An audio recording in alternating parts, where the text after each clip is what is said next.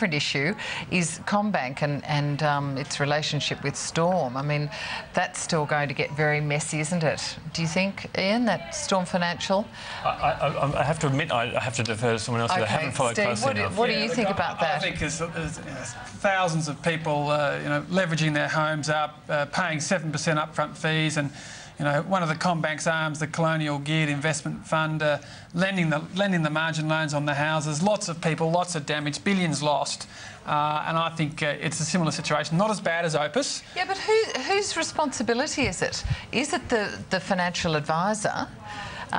Basically, the Commonwealth Bank was in a major marketing partnership with financial planners that were gouging huge fees and giving enormously risky advice, which is take out a huge loan on your house and get into a geared investment portfolio. Right, so you don't think it was just a simple relationship of we'll just lend the money to the clients, I might go to the Commonwealth Bank and ask? They were the corporate banker, they were on the funds management side. It was a very deep relationship that they had. It's hugely embarrassing for the Commonwealth Bank, enormous it's embarrassing, damage. But are they liable? Are they responsible? Well, they're already starting to sort of give a few, nudges and winks and a little bit of relief here and relief there. And I think at the end of the day, it won't be 250 million, but I think the Commonwealth Bank will end up dropping in the tens of millions of dollars as they eventually give money to try and make the whole reputation or damage thing go away and provide some relief to the veterans and war widows and battlers, and the media can always come up with people who have got a sob story. Where is Storm's responsibility in this, Stephen? Because they have tried to blame the Commonwealth Bank completely, and I'm wondering, do you think they're absolved of any blame? I mean, even last year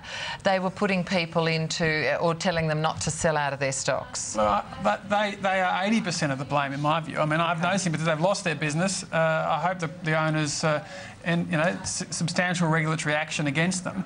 But it's then a question of whether they had any fellow partners who were involved in the practices that have led to the destruction of billions, and that's where my argument is. Next one along, Commonwealth Bank, $40 billion bank, deep pockets. I think they should put something in, just as the ANZ's done with Opus. All right, fair enough. A very quick comment on the Rudd Bank. Now, this is set up for property development deals that are already in train.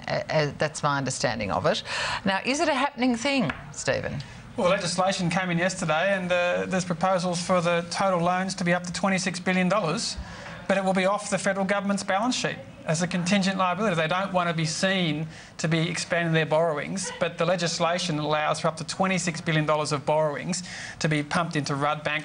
I'm really confused. I mean, why is Kevin Rudd bailing out and helping the banking industry so much? It's the same as the polluters with emissions and executive pay. He seems to be deeply conservative, and at a time when they should be putting maximum pressure on the banks to give fee relief and to be compassionate and to get lending flowing, they're taking all their risks on, they're guaranteeing their loans, and now they're actually going to give them up to $26 billion of taxpayer loans to help them lend. All right, does this help the banks or the actual developers? Well, I think it helps the banks a lot, and the government's taking some risk when it should be the bank. If we've got the strongest banks in the world, why aren't they lending to business? I mean, Kevin Rudd's guaranteed all their wholesale borrowings. They've borrowed $60 billion offshore. They're capitalised at $140 billion. It's bizarre that Kevin Rudd thinks he's got to step in and lend them up to $26 billion to save a few, highly geared real estate trusts.